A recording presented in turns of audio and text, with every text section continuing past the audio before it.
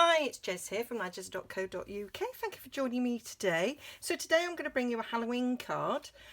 This is the card I made for the Pootler team mini catalogue swap. So at the beginning of every new catalogue we get together and in little groups.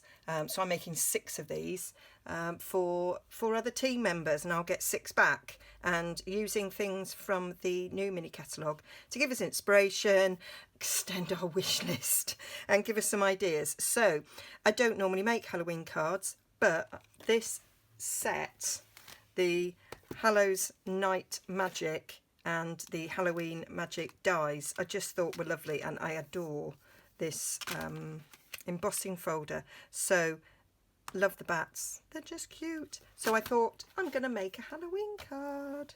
So this is what I've made. So it's Whisper White thick cardstock there. So I've embossed that and then made every element, I think, from the kit. And it's got open if you dare, and if you open up, we got some spiders. And that is from another set. So this is the Festive Post Set, which I got because it goes with the postage stamp set, and it's got other, you've got Christmas, you've got Halloween, that could be Valentine's. So I thought, I got another little postmark, so I thought it's got multiple uses. It's a photopolymer, and so I used that little sentiment there, wishing you a happy Halloween, like that, and then I just put the little bats on it, so it's married up with the bats on the front. So great little set that. So I quite like that. So I was showing them 2 sets, and the ribbons as well. So this is the mesh ribbon in that suite, which is just gorgeous. Looks a bit cobwebby and over black. It's just stunning. Love it. And this is the glittered organdy ribbon, which it's been out a while now, but I love it. And I thought the 2 of them together, because I've used silver embossing powder, I just thought that was fabulous. So I am going to do the stamping, and then I'll do the die cutting and the embossing all together.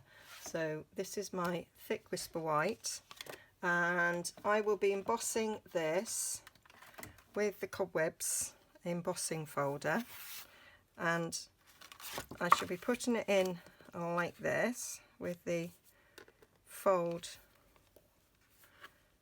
right at the top there, and this will go through the embossing folder that way. That is just okay to go in the whole of the big shot, so it will be okay to go through the whole of the new cut and emboss machine as well from Stampin' Up, and I imagine other die cutting machines as well. If not, you'd have to go that way, and you would have to fold this down if you've got a smaller aperture, which you could do as well. You just don't get it all the way up to the corner there, but you could do it in a separate mat and have it on top, but it works the other way for me quite nicely. So let's get the stamping. So I've got these already mounted, and so this is going to get stamped on here and then die cut out. I'm using Memento for this, so I love this, and it doesn't necessarily, although it's got kebwabs on it, kebwabs is what one of my children used to call cobwebs, it could be for other things. I think it's quite gothic, and I'm going to be making a gothic mini album when I got a bit more time. There we go, how gorgeous, love it. And then I'm going to just put in this bit here the open if you dare, and this is do it by eye if you dare, which I do. I've done all the others okay, just sort of lining it up in there. I probably pressed quite hard there actually, but it's okay. It is okay. Didn't need to press that hard. Could have just gone up and down. That would have been better. And I was looking there to see if I could stamp it again on the other side, but I can't really. So just give these a scrub with my Stampin' Scrub here. scrubby dub dub.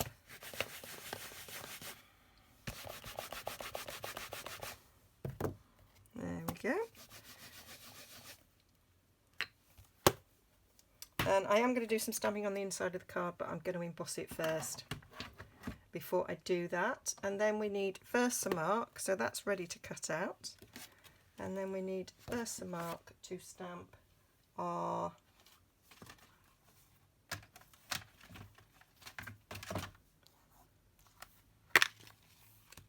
bats. So they are joined together, but they die cut and come out. So when they're die cut, they will be separate. So just going to ink that up. And I think these just look gorgeous, heat embossed. There is the DSP that goes with this set has got these bats all over it, and the dies will cut them out as well. So now we need some of our silver embossing powder.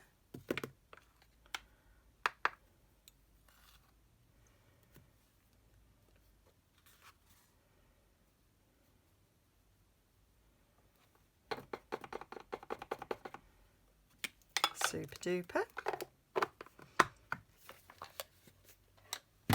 And then I'm just going to get my heat tool, get that hot enough, get my dies out. I'm not actually that clever. Right, let's get this heated up. You can see it change.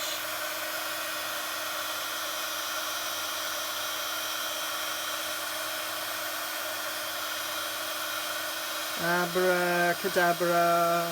There we go.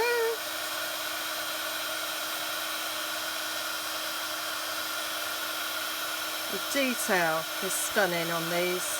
Love it. How gorgeous. How gorgeous is that? It's very gorgeous. Is the answer. Very gorgeous. Right. Let's get these out. Right. So we're going to die cut that label. We're going to die cut the little bats. You get 3 little bats. I'm only using 1. And then these fit over there quite nicely. And then this one fits over this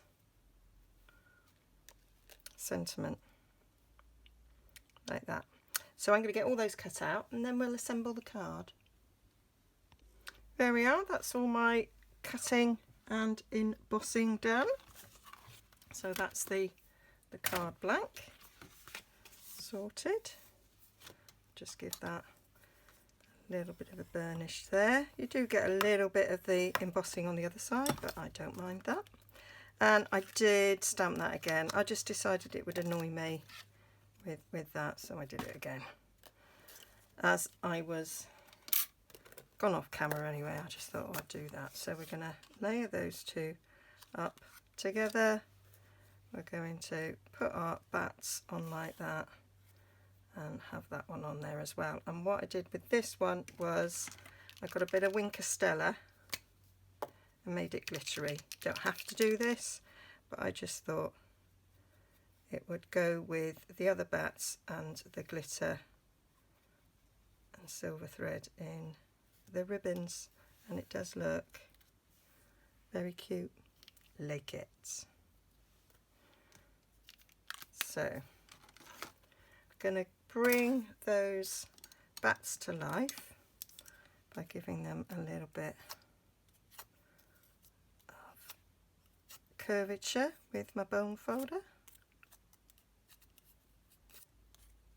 so they look like they're flying. Have I said how much I like these bats? That is so cute. There we go, and this little one as well. There's a great little video that was going around Facebook a couple of weeks ago, and it was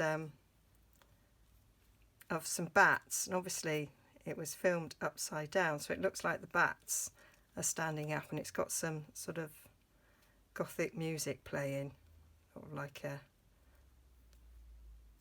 and it looks like it's a goth disco from the 80s, the way they're all, looks like they're dancing. It's brilliant. It tickled me, and it was very clever. Right, so we're going to stick these together. I just love the shape. Wow, love everything about this set. So I might actually send out some Halloween cards this year because I just like it so much.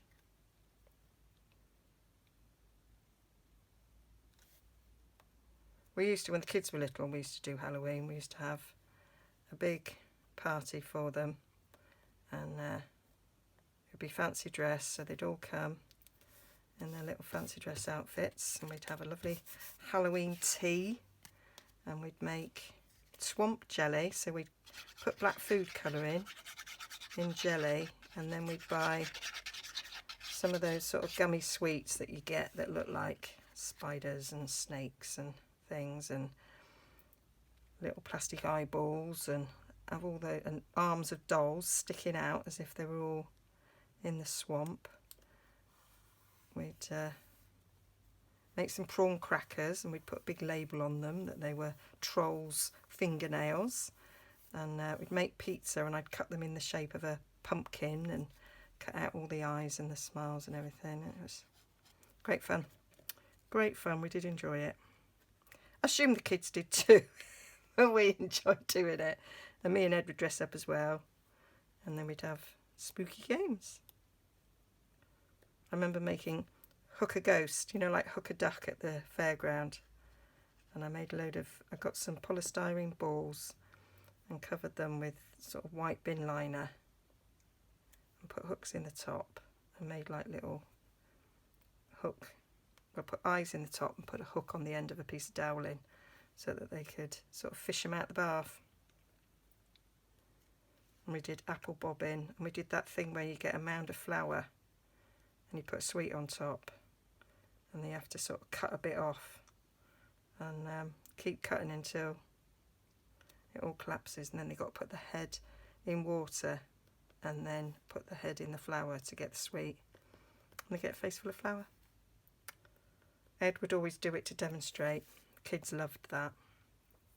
So there we are. That's that bit, and then we need the bit of ribbon to go on top. So what I did was I cut a small length of this ribbon. About that will do. That is about 3.5 inches thereabouts, and then I folded it in half, and I cut a diagonal from the corner in a bit to get that sort of shape. I don't know if you can see that. Where's that bit of black on? So I kind of made that sort of shape. Thought that was cute. And then I cut a length of this to tie a knot around it. What have I done there? Done about 4 inches. That might not actually be long enough, Jez. When I did my first one, I didn't cut it long enough to be able to tie the knot. So there we go. We shall see. So I helped the knot along,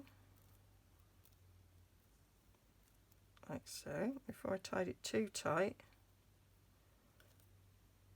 I pinched that together and then fed it through the hole that I formed.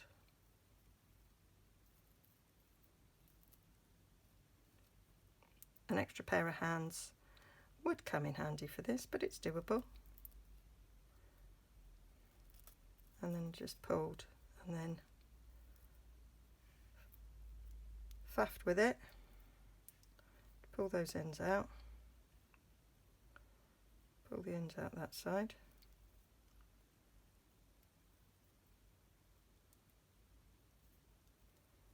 Tighten the knot a bit more.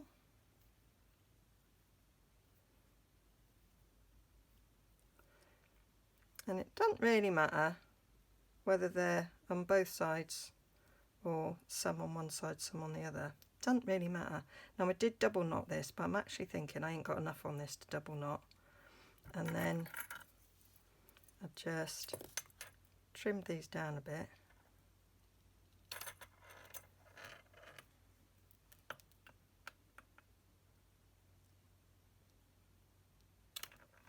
And you've got a nice crazy little bow thing going on there to just stick there. Thought it was cute. Nice little extra there. And then we just need a couple of glue dots to stick that on.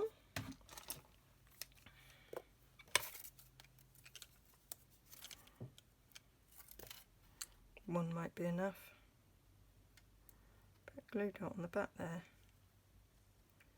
And I sort of stuck it there on the corner of the card, like so. And then all we need to do now is the bit of stamping on the inside. So to help me, I mounted the sentiment and the bats together.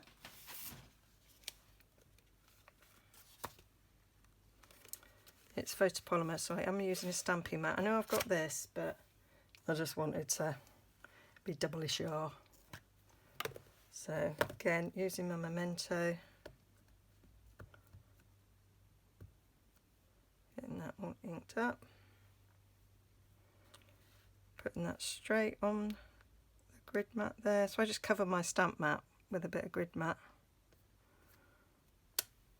so that I've still got straight lines to follow. And then I've got my spooky spiders there. They don't actually need a grid mat. Oh, not grid mat, they don't actually need a stamp mat because these are red rubber. One there, one there.